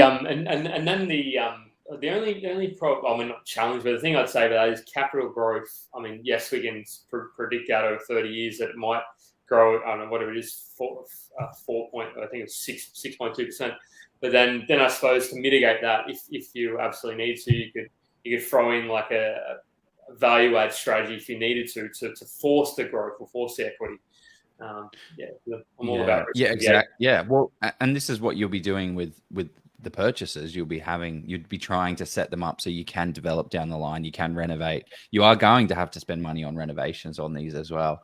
But if you can get to $3 million in cleared asset, like actual cashola in the bank, just having that at 6% yield would give you $180,000. Yeah, jeez, that's it. That you're done.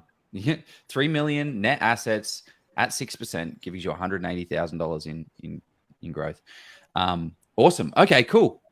I like it. It's easy as that. Just make. Oh, sorry. Yeah. No, go mate. Can we? The one thing I want to look at next, I want to look at this 300K one, because if people want to look at how you can, because 30 years is fun, but I want to do it quicker. Like, can we do it quicker? Like, do people want to see? You want to do? Yeah. You want to do that? You want to do it at 300K, and you want to do it in 10 years? Or 7 You sound like a spruiker, Jeff. You sound like a spruiker. Maybe I do. But, no. Can it be? What do we actually have to do to get to that though? That's what I want to know. It's 7 years, and look, based on borrowing capacities at 150K, it's really not achievable. Not achievable. What's the best? How close can we get? Do you want to take borrowing capacities out of the picture, or do we want to still factor? Keep factor them in. Otherwise, we're a fictitious world. Okay. Like, I want the real world. I want the good stuff. All right. So what I'm going to do, which is going to blow a lot of minds, is we might take rental yields up to 10%. But we're going to take capital growth down to 3%. Now, there may be some commercial assets that you could get for the 10% mark, but we've got three purchases, one in 2022, one in 2026, both at $1 million, and then one again in 2037, which is after our goal. But I'll show you where the chart takes us. You guys can't see my passive income screen, can you? Not at the moment. No. We're just a growth rate. And then let's go back to I'd like to keep it. 10% yield is fantastic, but it's not entirely realistic. It would be good to get, where do we get to? Where is the best case scenario of where we can get to with a real world? Because this is great. Like 10% is realistic. So we actually hit it. If we do 10% yield, then we do it, do we? Is it? Well, that's 2041. Oh, okay. But by 20, what did you say? 2029? We hit about 140K of passive income, which is half. It's not too bad. But that is at a 10% yield as well. Yeah. That's still, and the purchase price on those properties were $1 million each, were they? Yeah. Okay. Yeah. Well, So you're probably looking. You'd need significant deposits as well. Yeah. Yeah. So 400K worth of deposits. Crushing dreams here, Jordan. That's all right. It's all good. So Joe, do you want me to cap rental yield at 4% again? No, let's go. Rental yield. Let's go rental yield 4, and then growth at 5.5 or whatever you standard is. one. Yeah. Yeah, I use 5%. We'll go 6.8% because that is the Australian average over the last 30 years. But so being sort of realistic, and I'll reshare my screen. Yeah. Are people enjoying kind of us sort of throwing scenarios and mixing it up here? Because I don't know, or is it just a little too much for the group? Am I dream selling here? Can you say? Okay, so you get to about 12. We get to about 16,000 worth of passive income, and that's just at 4%. So you could go for more higher yielding focused properties, and you'd be in a much better position. But over the long run, we end up at around the sort of 114 mark on interest only, and then around 90 on principal and interest. So, that's just using those really baseline numbers that we had before. If we were to flick over to like a 6% rental yield, you'd end up in a sort of a much better position there as well.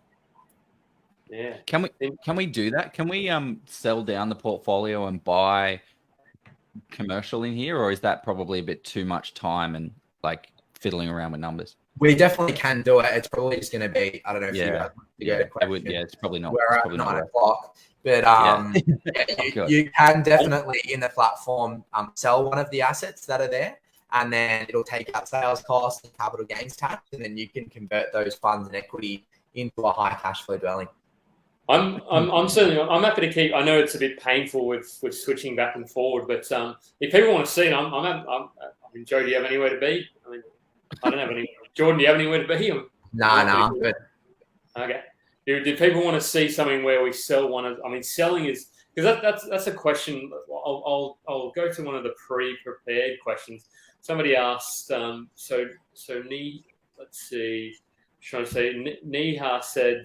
He said when should sell? Actually, no, that's not the question. Somebody was asking about what should they sell, or just trying to say there wasn't some.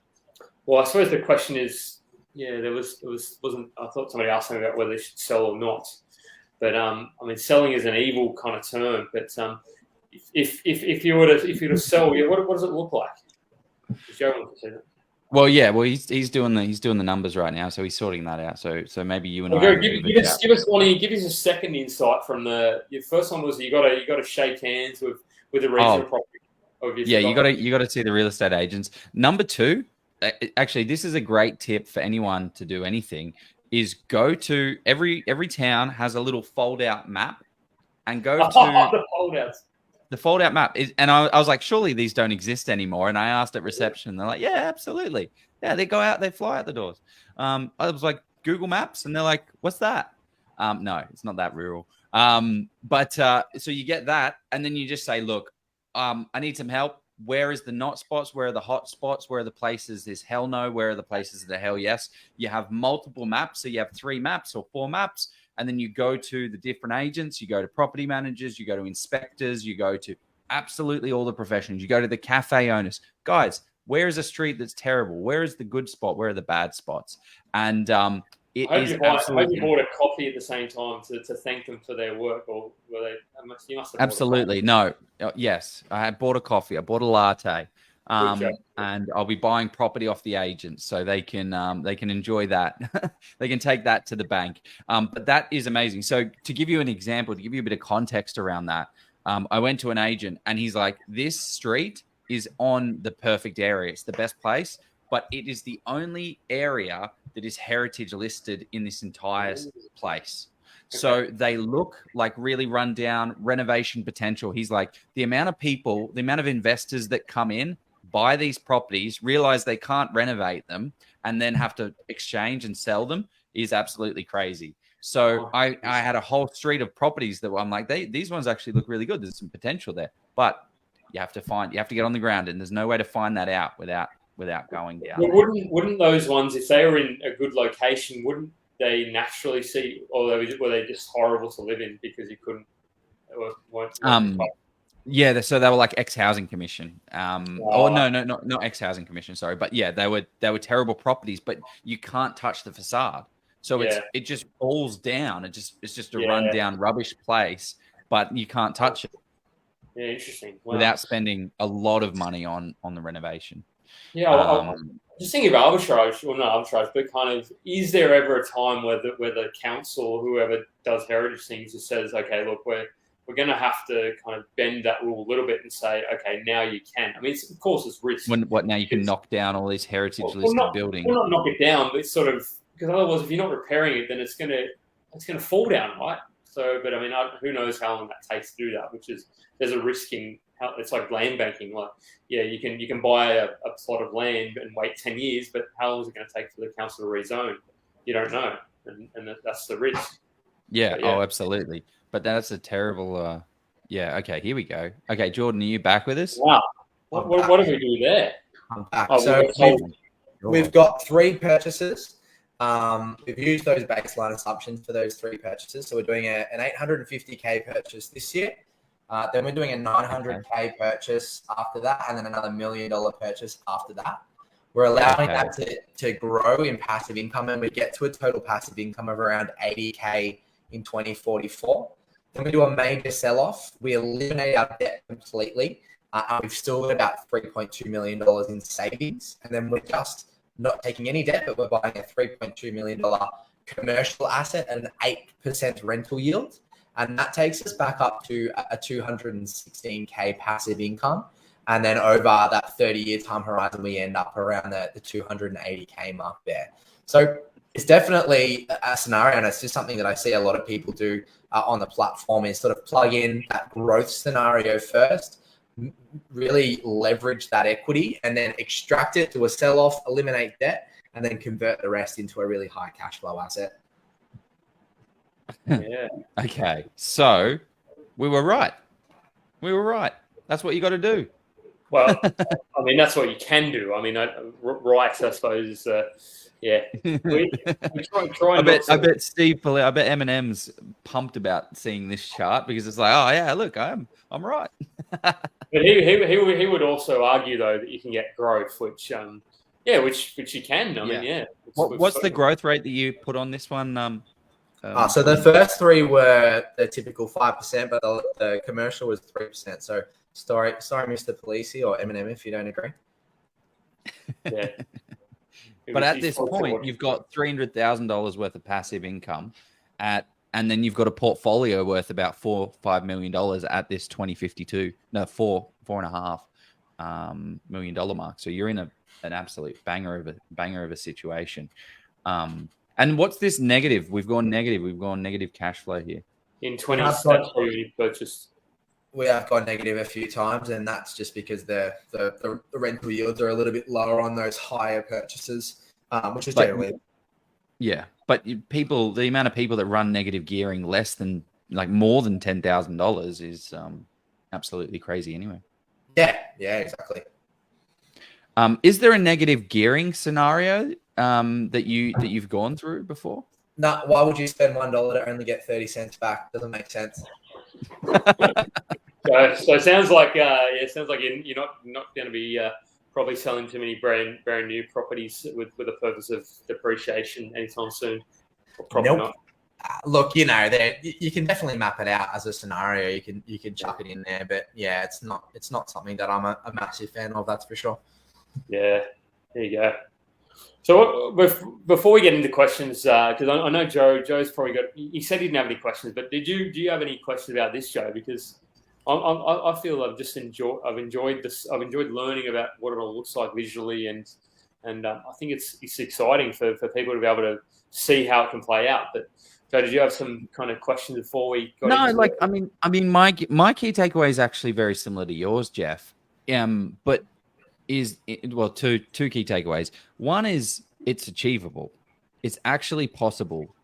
But don't rush it. Like, don't get too excited. Don't go so absolutely crazy. It is absolutely possible to get the get the cash flow that you want and the growth that you want. It just takes time, and time compounds. And the results compound, and it's absolutely awesome. So that's really what I took away for it. Take your time, and don't get too stressed about it. Just keep doing it. Just keep doing the thing. I don't know. What about you, Jeff? Do you have any key takeaways? Hang on, let's get our little faces up. Yeah, I think for me, I suppose I really like to understand how reverse engineer something, because if I reverse engineer, then I can accelerate or speed up the process if I wanted to. I'm not saying people have to, but I suppose if somebody tells me I can do something in 30 years, I'm like, why do I need to wait 30 years? I don't. I want to do it in 10 years, and it's like, okay, well, here's what I need to do. So for me, it's kind of looking at that, looking at the variables and saying, well, okay, if I increase my income or savings rate, if I kind of plug in those assumptions or fix those assumptions, or not fix, but change them, then that way, that's the way you can bring the goalpost a bit forward. I'm not saying you have to, but I'm a more, and you take on more risk, you accept more risk if you're going to do that, of course. And you're doing a lot more. You're doing a lot more work, but that's one thing I have realized in property as well is there's no reward without effort. If you want to do a renovation project, it's going to be hard. It's not going to be easy, but it's going to yield you the results of the effort that you put in. Maybe not physically, but like you've got to. Nothing's free. You have to add value to get value, and the time, energy, and effort that you get has a massive return. Like my purchase was 280,000. It's now worth 460. Well, yeah, 460, but it doesn't mean. But during that time, what's the rent for these days, Joe? Is it rent for 400 or 380? No. It's like I need to double. It's like 330. Like 330. Oh, okay. Yeah. Well, the rents haven't grown. Probably, yeah. I added an extra. I think I did $20. But I probably should. But the tenants are awesome, so I'm kind of. It's one of those you want to kick somebody out and lose.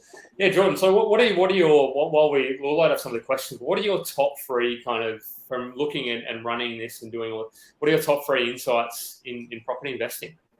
Yeah, good question. I think we probably covered a fair bit of them today, and you guys have mentioned them as well. But it's really about taking your time and looking at that borrowing capacity. I think the first one really is the 10 properties in 10 years or the 5 properties in 5 months isn't realistic. It might have been, as Joe said, 6 years ago or back in the Steve McKnight days, which, is what all excited us about getting into property and having 250 properties or whatever it might be. But the game's changed, and the game will probably change in the future as well. But, really like revisit, and that's probably the second thing is revisiting the strategy as often as you can. If it's not at least sort of every 12 months, if circumstances change, if incomes change, if you've got, a big expense coming up that you need to factor in, come back and revisit it and play around with those assumptions as the economy changes, as lending restrictions change and all those sorts of things. So you can take advantage of it when you're there.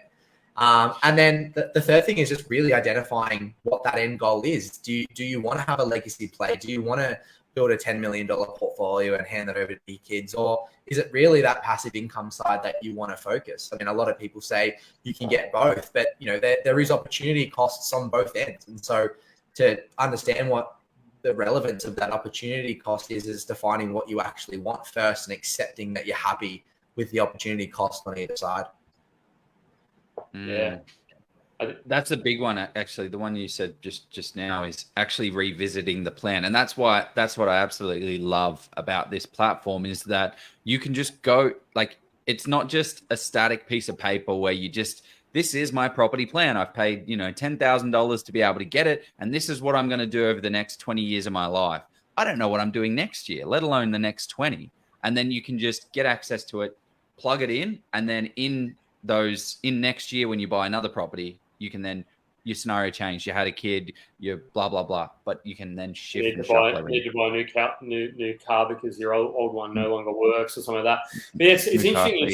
It's interesting you say that, Joe, because I would say that regardless of whether any platform, even if it is a piece of paper, sit down and question and look at the assumptions and sort of think and reflect upon that. And it's a great time at the start of 2022 to be able to do that and sort of say, okay, 5 years ago, I said I wanted 100K income by 2035. How am I tracking on that? If you haven't done it in 2 years, 3 years time, my income then was 70 or 80,000. Now I'm earning 110,000. Can I bring it forward a little bit? Or do I need to increase that passive income goal?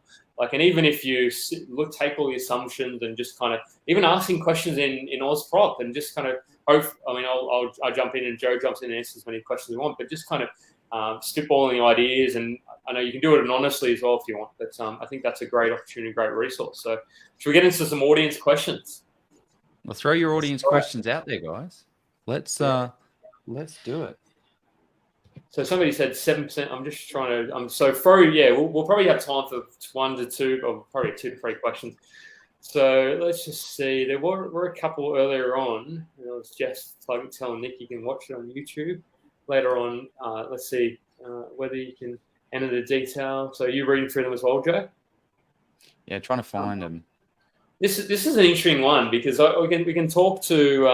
Jordan. I don't know if I can sort of. Somebody asked, how is this borrowing capacity calculated? Yeah, so it was one of the assumptions that was there. It was just 6 times income. Now that's kind of just a blanket rule of thumb, and probably Jeff, you can speak more on this than I would. But every lender has their own sort of borrowing capacity calculator. I'm sure most of them are quite similar, but as I mentioned before, an average income earner can have a variance of 55% by going to various different lenders. So it does change pretty dramatically. But the platform itself just has a 6 times income borrowing capacity. Yeah, that was we sort of covered that one. Yeah, in terms of how someone's borrowing capacity, it's and some people will argue that your deposit counts as part of. I'd say that's a part of the purchasing power versus borrowing. We've had discussions on that one, but essentially borrowing capacity you can throw in if you've got a deposit but each lender has there, and it's factored based on your expenses, your income. Simple as that, really. There's not really too much expenses and income and liabilities potentially as well. If you have ongoing liabilities such as credit cards as well, are factored usually around sort of 3x, whatever the monthly, let's say it's 3,000. Yeah, sorry. And again, this is a portable tool that can be changed and amended. Go to your broker and say, what is it looking like now? What's the realistic scenario? And then you can plug that in and see, okay, great. Yeah. We can answer general questions. It doesn't just, let's see. What do we decide? Somebody said, what did we decide, cash flow or capital growth? Is that for throw a vote in, actually. What did we all decide? Because I feel like Jordan made a case for both. We kind of so throw in capital growth as your scenario, cash flow as your scenario, or mix as your scenario. You can't sit on the fence. It's either cash flow or capital growth, one or the other. So I think this is an interesting one. How does the platform decide when to purchase properties and what value during the journey? Or is it part of, what? Yeah, so it uses 2 things. It uses your savings in year on year. So you start with how much savings you've got today, then say you're saving $4,000 per month. It calculates how much savings you have year on year. So it says, when do we have that 20% deposit plus 5% purchasing costs to be able to get into a property at value X? And then it double checks that with your borrowing capacity. So do we have the borrowing capacity this year to be able to buy that purchase? If we don't, maybe we might have to wait a little bit longer, or reduce the value in which we want to be purchasing at. So you can set what that minimum value of properties is going to be. Some people will set it at 300,000, other people will set it at 800,000. And that's when the algorithm will decide, okay, we've got the savings, we've got the borrowing capacity, let's execute on that purchase. Yeah. But also it's exactly to your situation, right? Like that's where the variance, that's where all these things, all these assumptions, we're making assumptions that cash flow is going to be the best bet, but it's like, is that going to be the best bet for your scenario? Yeah. And it's interesting you do it at 80%. Have you kind of, can you, if you tweak the algorithm to 88%, I mean, is that, or can you do that? Yeah, 100%. So if you move it above 80%, you get LMI factored in as well. But yeah, you can change the algorithm to 90% and it'll leverage 90% of the property. The biggest problem I found with that though is, everyone's still capped at their borrowing capacity limit. So you'd only want to do that if you didn't have the cash available to, if you had the borrowing capacity, but you didn't have the cash available to get into that next purchase. That's when it would take advantage of it. Yeah, and I think that's the power of a tech platform. You can literally, it's not a okay, your piece of paper you'd have to redo a whole bunch of, whereas you can literally just change a couple of numbers and it's partway through your journey and it changes it for you. So an interesting question we've got here: do banks include dividends from shares? Look, that's a question for the broker. George or Jorge. I think it's George. Could be. Depends on the accent as to how you sort of say that one. But yeah, question for your broker. I think it has to be. My understanding of this, and don't quote me on it. Is that it has to be received on a consistent basis. Like you can't just if you get one dividend, the bank's going to say, well, okay, great, you got a share dividend. So yeah, I think speak to your broker, of course, but has to be received on an ongoing, regular basis. Usually, at least sort of 2 years is my understanding. I believe that. That's the way I understand it as well. And Tommy James, who was a broker that we had on previously, he said, I'm starting a little side hustle business that is giving me just a small bit of money, a couple of $1,000 a month or $1,000. Let's just say $1,000 a month. But over time, in 2 years' time, he'll be able to use that as his thing. So if you like start thinking about these things, one of the comments was, how do you get more property? Make more money. And it doesn't necessarily have to come from, let's say you love an industry that's the best and you're the best at it, but it's capped at X amount of percentage. Great. Start creating other passive incomes on the side that's going to allow you to do that. There's no free lunch anymore. Unless Jeff, what about NFTs in the metaverse? Can I include them in my Mate, let's. I mean, I don't know. I may dabble occasionally, but I would say no, because it could all go to zero tomorrow. Could and may. So yeah, yeah. There is. I don't know if Steve actually wrote this himself, but it's actually a good question. What do you mean? You think it might be his alter ego, Slim Stevie? I don't know. Yes. Slim Stevie. But no, it's a great question that Jordan, do you find the true value of this platform is illustrating what's possible, keeping people accountable, or both? Yeah, I'd say both. I think, first and foremost is being a bit more sort of realistic with what that goal really looks like at the end of the line. Like, it's not all shine fancy. We're all going to be millionaires earning 500K passive income. And then secondly is, holding yourself accountable. Come and update those things when things change. Come and revisit your strategy and understand when you might need to shift your strategy, because I'm telling you now, life doesn't just stay the same forever. So, I definitely think both there. I'm actually thinking about putting a new chart though, and I'm thinking of just having like a normal face, but then really white hair on the top of it as well. I don't know how Steve would feel about that, but I like it. I think it adds the Bart Simpson effect. Have you thought? Speaking of that, the accountability thing, have you considered? I don't know if you already do this in the platform, but are you able to gamify, as in sort of? I suppose there's privacy concerns, but is there a way you can make it so it's somewhat of a competition? I know you're only competing against yourselves, but no, he does. He's got the scoreboard. You can. Okay. It's obviously all anonymized. You can't see everyone else's money, but you can see where. Sorry, you can't see like specific properties or specific portfolios and what's in them, but you can see total size of a portfolio, and we rank based on that. Biggest passive income, so you can see where you see go against everyone on the passive income side of things. You can see the best performing property, so you have to have held the property for longer than 3 years and how it's performed over the last three years. So if you think you've got a good performer, you can go and compare yourself to other people. Then we got like savings percentage, so how much of your savings are you saving as a percentage base and how you rank on that. And with spending of lifestyle, like how much you spend. And there's one other one as well. The best speed in the community, is that one of them? Loan to value ratio. So who's got the smallest loan to value ratio? Interesting.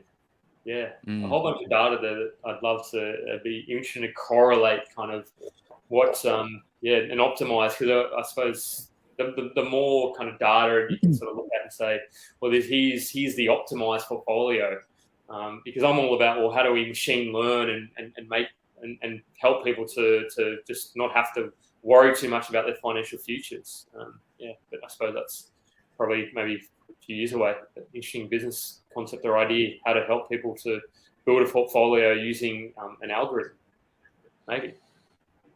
Yeah, no, I think it's great. I mean, that's kind of where I've started to or wanted to go with the platform. I mean, I was a data scientist in the corporate ladder for the last 10 years. So machine learning is my bread and butter. But the biggest thing about machine learning is you need data to feed into the models. And so the more data we accumulate, the better results we get from that. So yeah, could be a couple of years away, but I don't think it's too far. Yeah, cool. Well, probably one last question. Or should we give a prize? Oh, no, maybe not give a prize for the best question. Okay. One question what question are you bringing up, Jeff? Pop it up. I'm not bringing it up. You bring one up, Joe. You on? Oh, well, I mean, one of the things that I think a lot of people are going to be asking is how the hell do I get access to this, to get this thing? So I missed the beginning of the presentation. Here it is. I missed the beginning of the presentation. Does this platform need to be purchased, then DIY, or do we pay for a consultation? Now, Jordan, you are a qualified property investment advisor, and you do a consultation. You or your team, you have a team of experts that are able to do that for people. Is that right? Correct. We do have a team of experts who jump in and do the strategies. Most of them been doing property planning or have quite a large portfolio and have been doing that over the last sort of 5 years or so. So yeah, if you want to speak to one of the team, they'll hopefully guide you through it, but then you'll have the keys to the software moving forward. So once you've learned and understand how to use it, you've got access to it then, and you can play around with it and change those things, update those things as they come. Awesome. Okay, so this is going to be something that we don't like doing, but it's also for clarity as well. So Jordan, I work very closely with Jordan in my business, and we offer the property plan, which is a part of this. So if you do want to get access to this platform, go to the website, this website here, Property Principles /property plan, and then you scroll down to purchase the plan. So to get access to it, it's $2,450, including GST. You get an hour's consultation, and you get the whole platform. I feel like I'm selling steak knife. This is terrible. We also have a promo code if you type in OzProp, which has a limit of 10 people onto it, and that gives you $460 off. So it's $1,990 to get the full platform and the plan. Oh, that was disgusting. So if you do want to do that, go onto the website and buy the thing. I think you got an aversion to selling, Joe, mate. I think you just need to own it, mate. It's okay. I don't. It's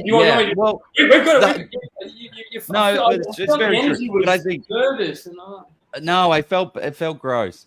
But it's the way to get access to it, right? We're giving Oz Property people, I don't know, what's that, 20% off or something like that. But this is what we need to do, right? If you want to set up a strategy, you need to have access to a tool that's going to be allowing you to do that. Otherwise, you're just going out there blind. Is this scenario the best one, or is this the best one? Factor it yourself and find out. And the best thing is with the platform, Jordan, you have that hour's consultation. It's all included. Every single client of mine that goes through me for purchasing property gets Jordan and access to be able to create that, and it's absolutely spectacular. Like people's face when they're like, "Oh my gosh, we can do this," is awesome. So I'm going to stop talking. Poor Polizzi, he offered a free book of best question, and people just stopped asking questions. So it is. We probably need to help. Well, that's the good thing about it as well, is you can factor in the commercial as well. Like that's kind of the awesome section with it as well.